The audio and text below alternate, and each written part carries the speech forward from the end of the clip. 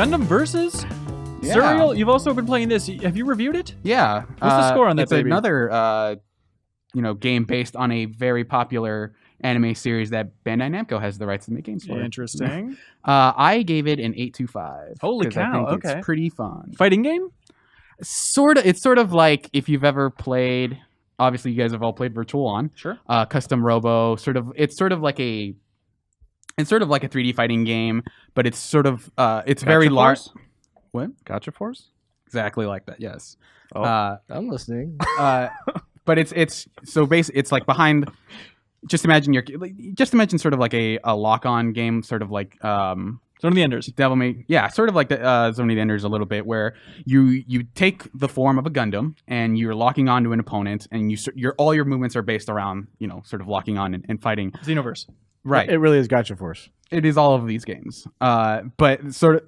I think it manages to be a pretty fun game whether or not you like Gundam, but I think it is especially appealing to Gundam fans. I mean, one of the best Gundam games, or what are you saying here? I actually think it's probably the Gundam game I think I've enjoyed most playing. Oh wow! Because I think in the past, I've played quite a few Gundam games, but it'd be more like I like being in the Gundam world. Zeonic Front, I think, was an interesting side story, but it wasn't a very good game. Yeah. Federation versus Zeon was an interesting look at the story of the original Gundam, but again, it was an all right game, but it wasn't great. Whereas I think the combat in this is actually good enough on its own that you don't have to be a Gundam fan to enjoy it. There's just, it feels like a fighting game in that there are all these actions you can take at any given time.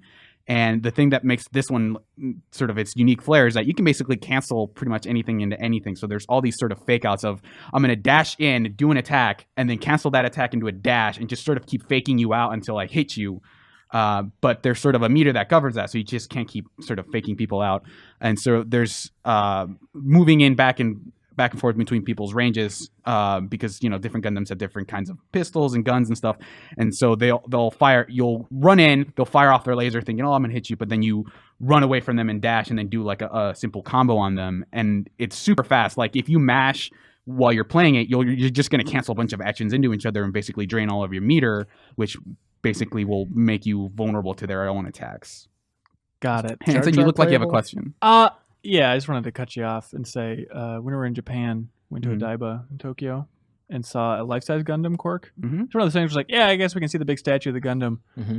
It was really cool. It was really a moment of gosh, that thing's huge. Can you get Look at up the in there? detail on that thing. It was under construction. I think normally you can get up in the cockpit and just So run it's around their Tokyo for a Statue of while. Liberty. Yeah, it's like in Ghostbusters 2. Yeah, it's basically that, Right, but okay. for all of Tokyo. But that thing was gosh darn huge. Yeah, it's when you see that kind of stuff and you see sort of the Gundam cafe that was right next to it, you sort of start thinking about, man, Gundam is basically Japan's Star Trek, but even bigger because there's no monument to the Enterprise in Interesting. DC or something. Yeah, well, that was an That's overall. because Star Trek mostly takes place in San Francisco.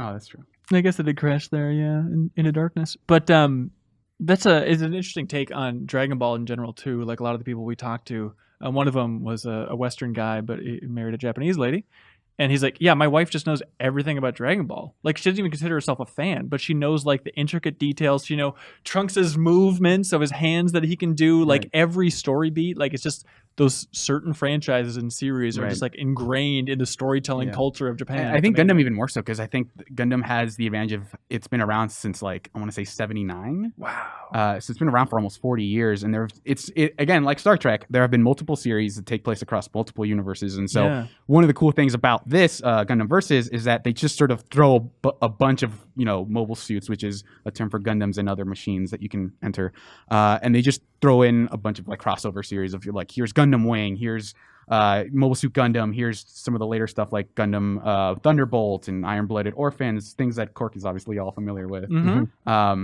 So it's the issue that I have with it is sort of that's all it is. It's just a repository for let's throw a bunch of Gundams together and have them just beat each other up, and that stuff is really fun. And I've enjoyed going online and fighting against other people, and I actually think it has a lot of depth to it in terms of how you move and stuff.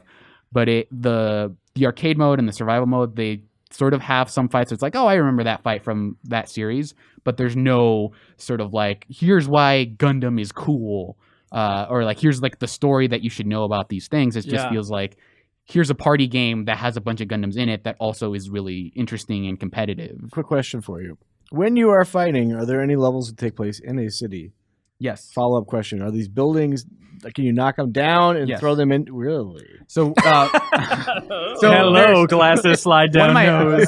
one of my favorite levels, because I'm always been fascinated by this concept, is that in Gundam, they live in colonies a lot of the times, and these colonies are cylindrical. So like you'll see like buildings sort of facing each other in like a cylindrical But pattern. on Earth? No, it's in Okay, space. okay. So they'll make this giant colony, and it'll look like a city, but it's sort of if you took like a map and sort Got of it. folded it in on itself.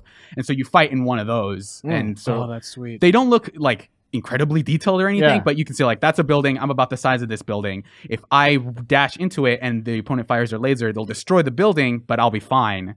And some of that stuff is really cool because there's a mobile suit named the Gov Custom, and they make a lot of specific references. So he has in the show that he's in, it's called the 8th MS team. A highway falls on the building, and everyone's like, "All right, we killed him," because he's the bad guy. And it's sort of like a horror movie thing where you see the highway sort of emerge, and he's like lifting it with his bare hands because he's a giant robot. And in the game, he can just summon that piece of highway wherever he is and just chuck it at people. So that's a cool reference. And there's Yeah. other stuff like he does like a very cool downward stab where he just twists the knife into a robot and oil comes out of it because it's supposed to be like blood, and it's like very cool homage that you can do that in the game. So there's a lot of stuff for Gundam nerds to like, but I think if the average person were to pick it up and like, I think they would enjoy it as sort of a multiplayer competitive thing. That's great to hear. Thank you so much for watching this excerpt from the Game Informer Show podcast. You can subscribe to the audio version and listen to new episodes airing every Thursday.